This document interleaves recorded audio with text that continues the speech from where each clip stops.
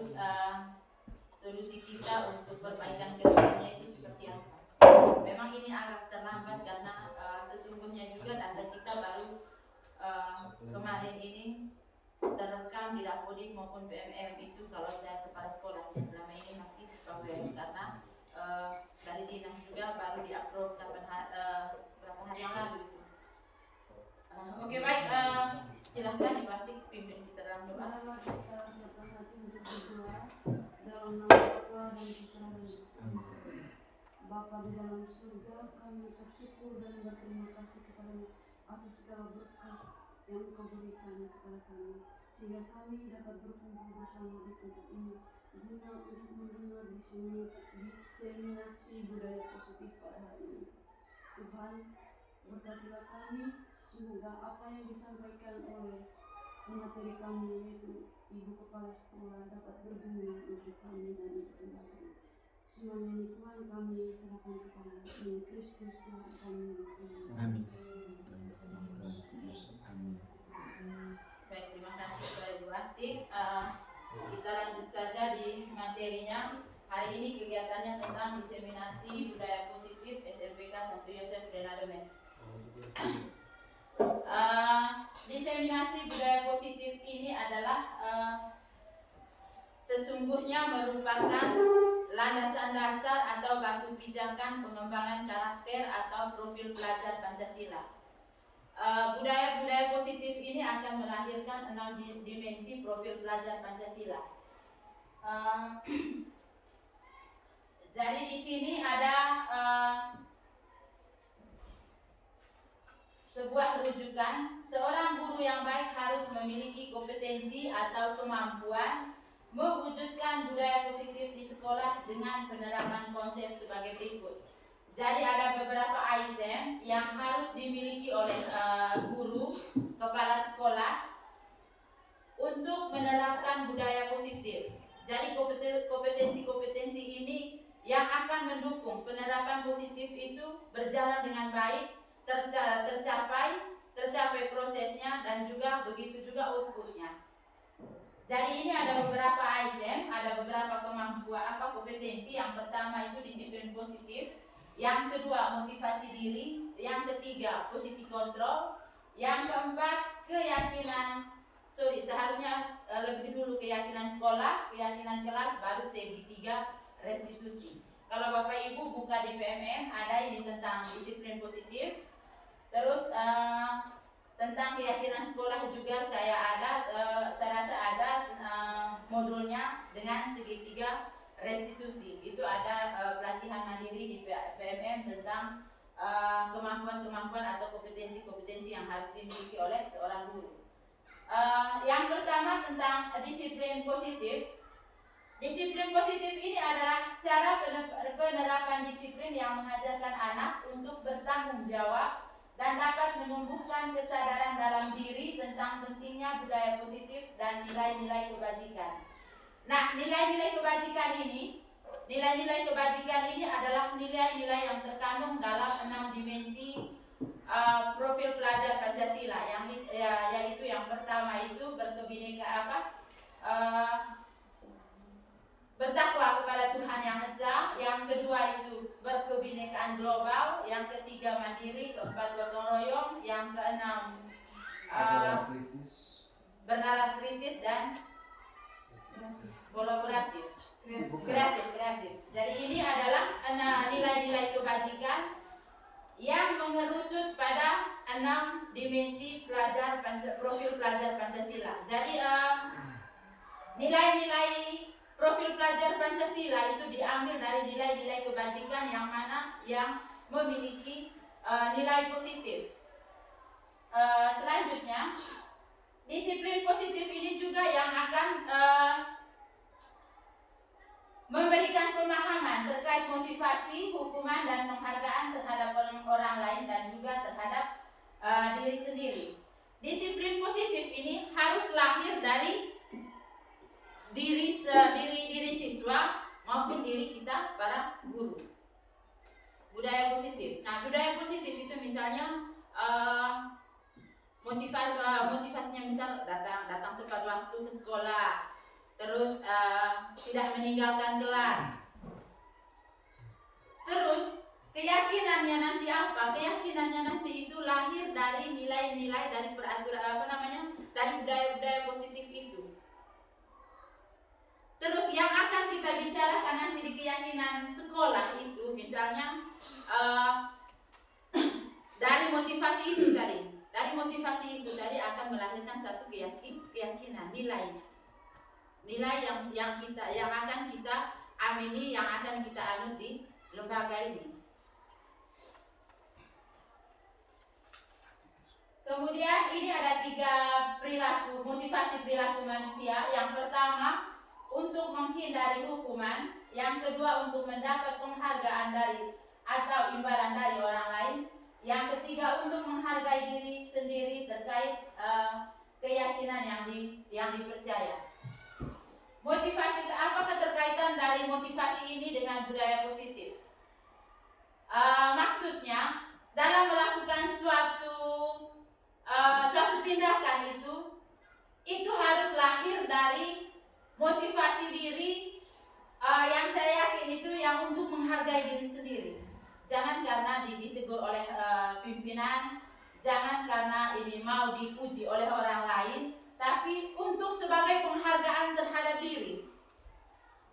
Bentuk penghargaan terhadap diri bahwa kita ini adalah seorang guru, yang harus kita lakukan adalah mempertanggungjawabkan profesi kita dengan melakukan budaya-budaya positif ini. Jadi jangan melakukan sesuatu itu untuk menghindari hukuman. Jangan juga untuk mendapat pujian atau mendapat perhatian dari orang lain. Tapi harus untuk menghargai diri sendiri, untuk memberi penghargaan terhadap kepercayaan yang kita sudah anut. Terus ini adalah 5 posisi kontrol guru. Yang pertama itu sebagai penghukum, yang kedua itu membuat merasa bersalah, yang ketiga itu sebagai teman, dan yang keempat sebagai pemantau, yang kelima sebagai manajer. Ini ada kaitannya dengan segitiga restitusi. 5 posisi kontrol ini menjawab segitiga restitusi. Segitiga restitusi itu maksudnya kita melakukan 3 tindakan validasi terhadap peserta didik yang melakukan pelanggaran terhadap keyakinan sekolah atau peraturan dan tata tertib sekolah. Misalnya seorang anak bolos pada saat jam pelajaran. Nah, fungsi kontrol kita sebagai guru itu ada di penghukum, ada di pembuat rasa bersalah, ada juga sebagai teman, ada juga sebagai pemantau dan manajer. Merasa bersalah sebagai penghukum itu misalnya kita memberi dia hukuman. Ya, lari keliling lapangan sebanyak 10 kali. Itu sebagai penghukum.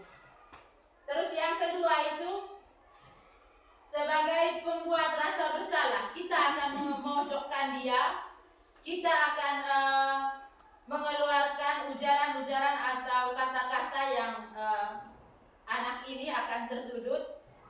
Terus sebagai teman itu kita akan merangkul dia. Kita akan merangkul dia biasanya dengan bahasa yang bilang biasanya manusia itu tidak luput dari kesalahan, tidak ada manusia yang sempurna. Ini adalah kata-kata yang memposisikan kita guru itu sebagai teman. Dan berikutnya pemantau. Kita hanya memantau saja, tidak juga memberi hukuman, tidak juga memberi tidak juga merangkul dia sebagai teman, tapi hanya memantau. Oh, dia bolos, sudah, jangan buat lagi, sudah. Tapi tidak ada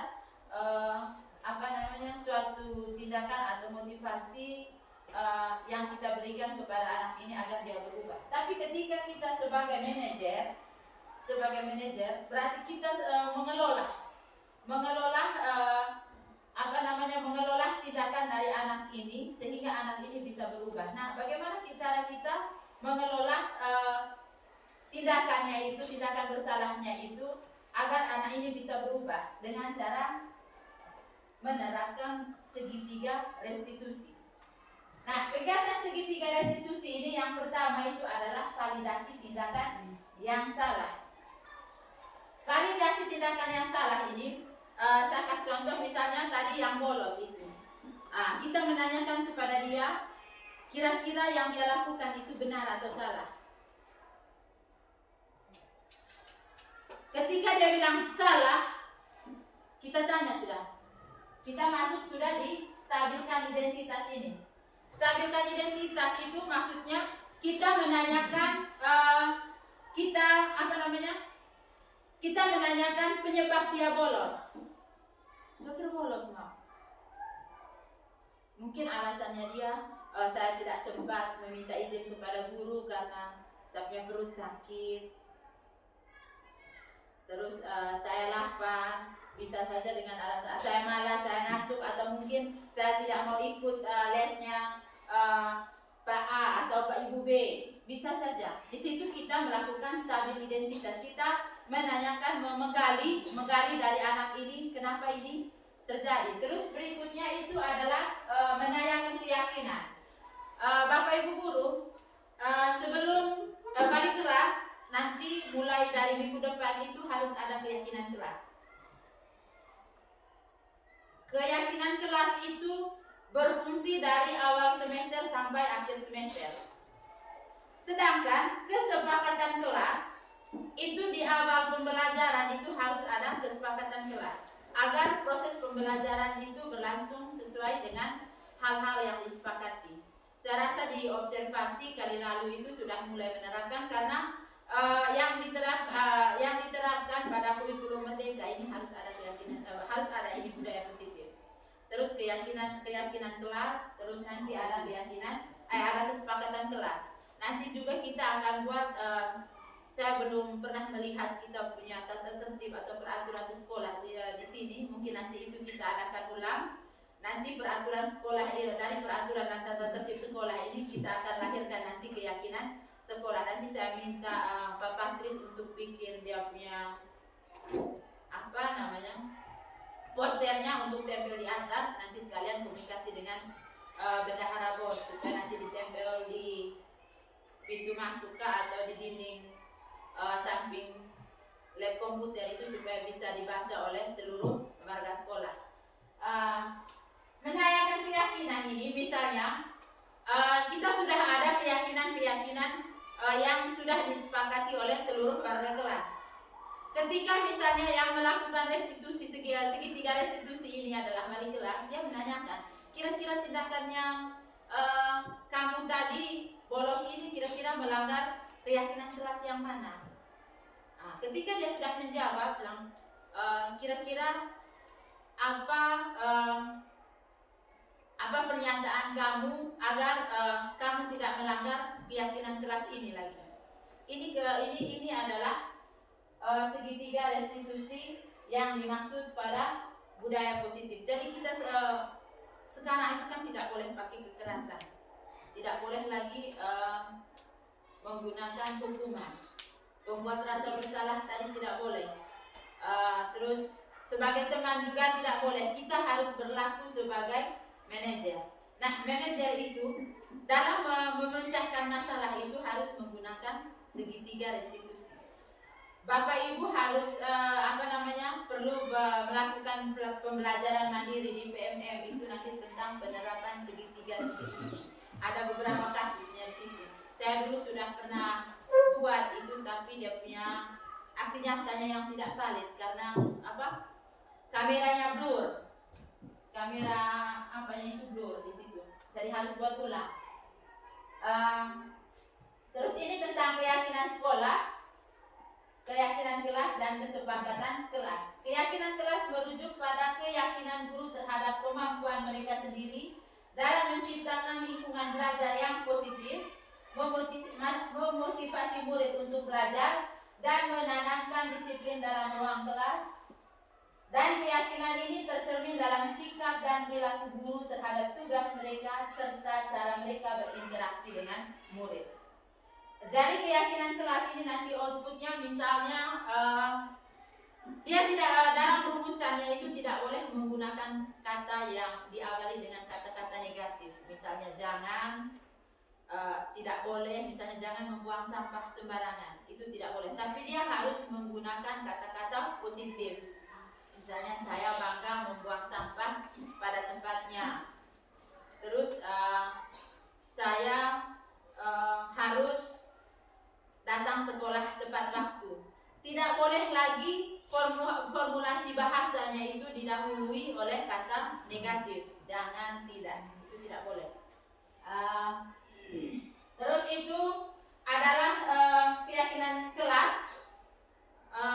Itu memuat peraturan wali kelas untuk anak walinya. Nah, keyakinan kelas ini harus lahir dari mereka, harus atas kesepakatan wali kelas dan anak-anak walinya. Tanya ke mereka, hal apa yang perlu kita kesepakati selama semester ini berlangsung. Misalnya tidak boleh alfa lebih dari 3 kali, izin harus mengirim surat sakit, harus ada bukti fisiknya di sekolah. Yang berkaitan begitu saja tentang keyakinan sekolah. Terus untuk itu keyakinan kelas. Untuk kesepakatan kelas itu saya rasa Bapak Ibu sudah melakukan itu.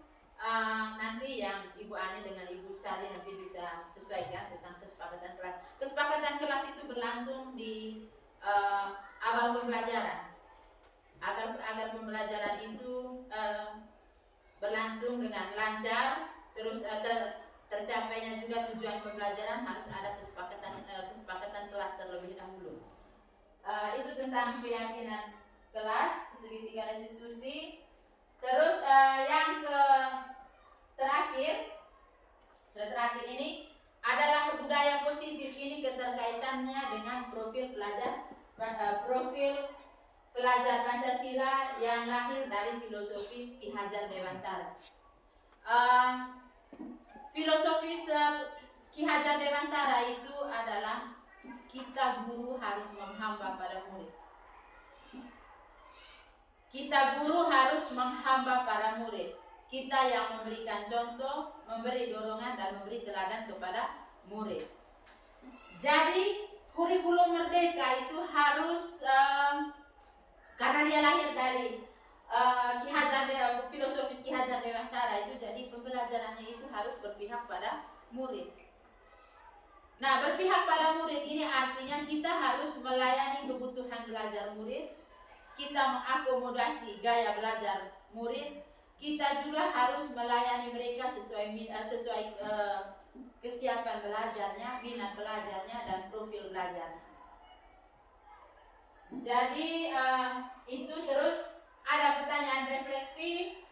Apakah kita sudah memiliki kompetensi terkait budaya positif? Ini pertanyaan refleksi. Silahkan direfleksi masing-masing pribadi kita. Dan yang terakhir, terima kasih.